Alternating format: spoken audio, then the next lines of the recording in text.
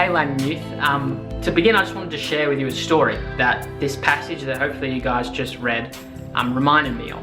It was about maybe a couple of years after I first became a Christian. So I'd been going to church for a few years. I was about 17, 18, and then I just started kind of randomly wondering to myself for some reason, I wonder what other churches are like. And so what I actually ended up doing was going to a few different churches around Canberra that some of my friends went to. Now this came out of a natural curiosity and I did learn a lot. It's not exactly something I'd recommend today because I actually think it's good to just kind of commit to one church. But anyways, this is something I ended up doing back when I was an early Christian. And I ended up spending a few months at this one church, maybe 3-4 months. And I'd go in the morning and then I'd go to Lanyon in the evening. Now, this church, it was kind of, I guess, an impressive church, you might say.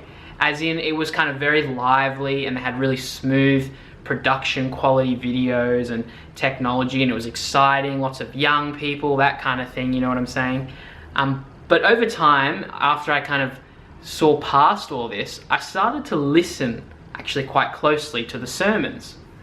And I started listening to the kind of guest speakers they'd have come and preach and stuff, and I started to realize, wow, some of the stuff they're saying really doesn't line up with what I thought Christianity was about.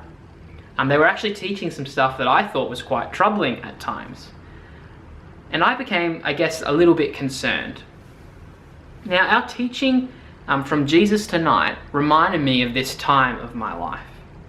Because Jesus is actually teaching his disciples or his apprentices to be really careful about false teachers or false prophets.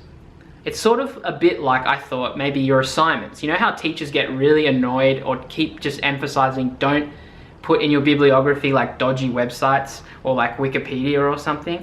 Because they want you to get your sources right. Well, Jesus is teaching us a similar thing tonight. Jesus wants you to get your sources right. He wants disciples to be really discerning, or another word might be careful or wise, about where they get their teaching from. So have a look again at Matthew 7. I really do hope you have it. Matthew 7 verse 15 particularly. It says, "Watch out for false prophets.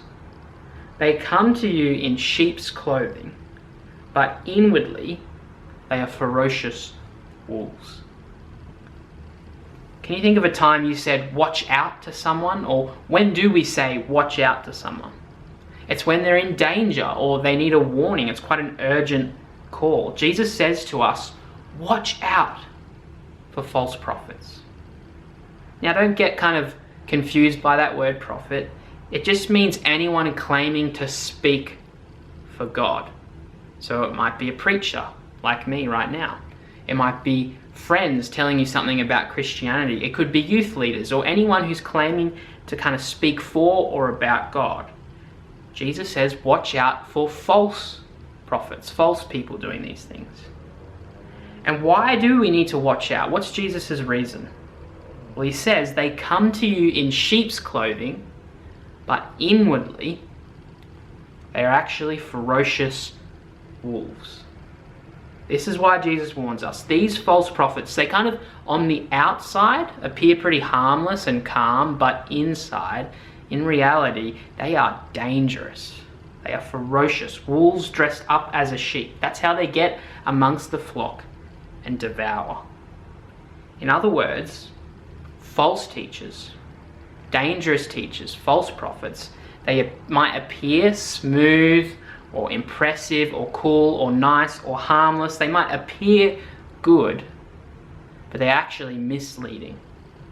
They're a bit like those smooth rivers from last week that look good, but actually lead off a cliff. They are a broad path that leads to destruction. That's what Jesus wants to warn us about. These false prophets who look good but mislead us. Now, this is an ancient teaching, but I can't believe how relevant it is for you and me today. Many of you will have one of these, not everyone, but a smartphone. And if you don't, you probably will one day. And then on here, many of you will have like, I don't know, the YouVersion app or a Bible app, or you will very likely have like YouTube on here or something like that, or TikTok. If you scroll through these, there is just so much Christian content on there. You can find devotionals, or videos, or sermons. And much of it's awesome. I love that Christians are using these platforms, and I encourage you to follow good content or make good content. But Jesus says, watch out. Watch out as you scroll for false prophets. Not in a paranoid sort of crazy way, but wisely watch out for content and teaching out there that looks as innocent as sheep, but is as dangerous as a ferocious wolf. It's really relevant teaching today when there's so much Christian content out there that could easily mislead us. Here's my question though. Jesus tells us to watch out for these, but how do you actually watch out? How do you spot a wolf that's dressed as a sheep? Isn't Jesus saying they are deceptive, hard to spot? So I want you guys to discuss. I'm going to pause here. How do you tell a false prophet is a false prophet? Whether it's online or at church or whatever. How can you tell if a teacher or prophet is good or not? Have a chat.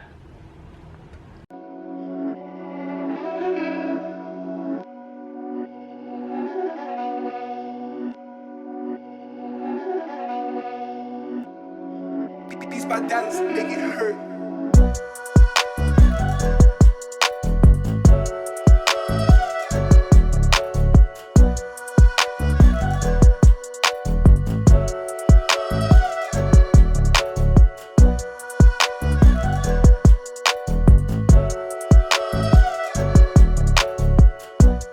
So how do you spot false prophets from the good ones? Well, I'm sure there are many ways, and I'm sure you guys had some good answers, but Jesus gives us at least one in this passage. Can you have a look at verse 16? What does he say? Just that first sentence. By their fruit, you will recognize them. By their fruit, you will recognize them. That's how you tell whether a teacher is legit or not. And then Jesus, he goes on to kind of expand on that. Have a look again. He says, do people pick grapes from thorn bushes or figs from thistles?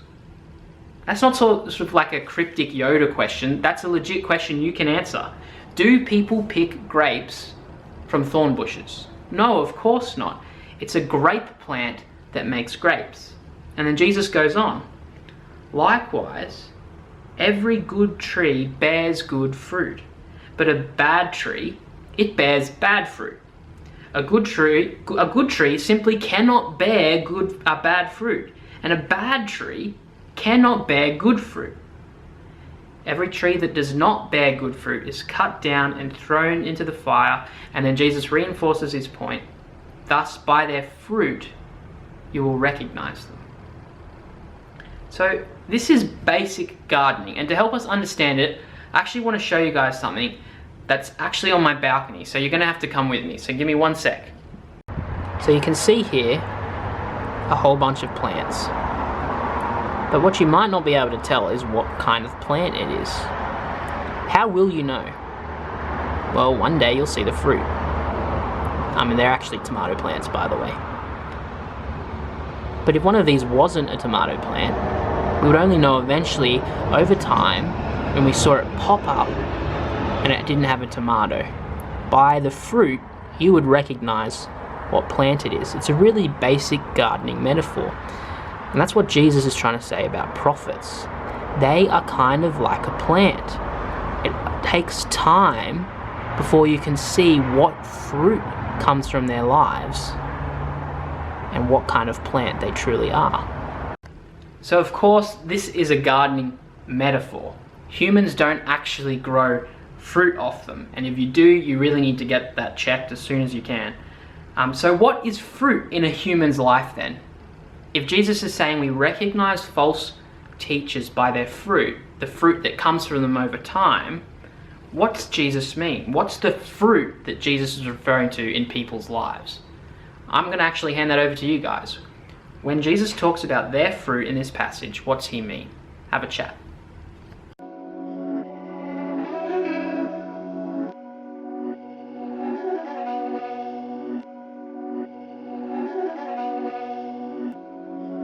These my dollars make it hurt.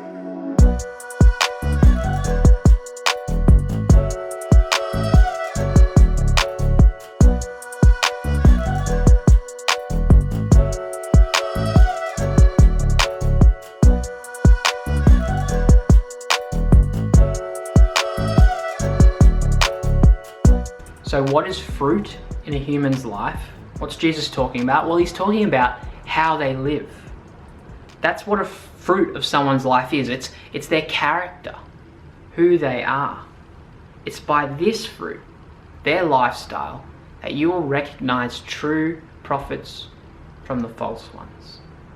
So when you're hearing from a teacher, when you're assessing their validity, are they living by the Sermon on the Mount, Jesus' teaching we've been looking at all year? Are they living like Jesus taught them to? Are they displaying the fruit of the Spirit, God's work in their life? Are they joyful, peaceful, patient? Are these teachers kind, good, and faithful? Are they gentle and self-controlled? Are they loving? Do they practice what they preach? Now, if you think like my tomato plants, it actually takes time to see this fruit, doesn't it? It doesn't always appear immediately. It's kind of something also that's quite hard to see over YouTube when you're listening to a sermon. And this is why I love Lanyon Youth. This is why I love that you guys have such great youth leaders that stick around in your lives over time. Don't take that for granted. Many will walk with you from year 6 to year 12 and beyond. And why is this so good? Because in the long haul, you get to watch how their lives play out, how they live. That's how you can see the fruit in their lives and recognize that they're not false teachers. And this is where I want to finish tonight. I want you to think about all the places you get Christian input, the kind of places you learn about Jesus, the people who pour into your life with Christian truth and teaching. And have those people in your head for a moment. Think about who they are. Can you watch them? I'm not encouraging stalking here, of course not. I just mean, can you watch how they live their lives? Can you watch me? Can you watch your youth leaders and your pastors? Do they practice what they preach? Because that's what Jesus is on about in this passage. Do they bear the right fruit in their lives? Having said all that, I do need to be careful. There's a saying you may have heard. Have you heard this one? Never meet your heroes, because they're sure to disappoint you. This is true for us Christian leaders too. Yes, watch our lives, but none of us are perfect. Even the best Christian leaders made mistakes. Even your youth pastor will disappoint you. But that's why we just will never shut up about the teacher who won't disappoint you and let you down. Our Lord Jesus Christ. That's why we've been listening to this teacher all year. Because the true prophets of today, the true teachers, they will always point you to Him through their fruitful and imperfect lives. See, the truest prophets and teachers, they point to the ultimate prophet and teacher that did bear good fruit in his life. Because Jesus practiced what he preached. He didn't just teach, don't be angry and malicious. He respected even those who planned against him like ferocious wolves. Jesus didn't just teach people to not lust after others. He treated women and even prostitutes with the most profound dignity and care. He didn't just teach about giving away money. He blessed and loved and lived with the poor. He didn't just teach us about how to pray. He often withdrew to a quiet place. And most of all, Jesus didn't just teach a big game about love, about the golden rule. He didn't just teach about loving and laying your life down for your enemies. He practiced what he preached. He loved those that crucified him, even to his very last breath. He died for you and me, even while we were still his enemies. And this is where I want to land. This is the teacher you need to always come back to your whole life. Jesus Christ, because that's who teachers like me want to keep pointing you to. The truest of all prophets and teachers. The one who truly bore good fruit in his life. Amen.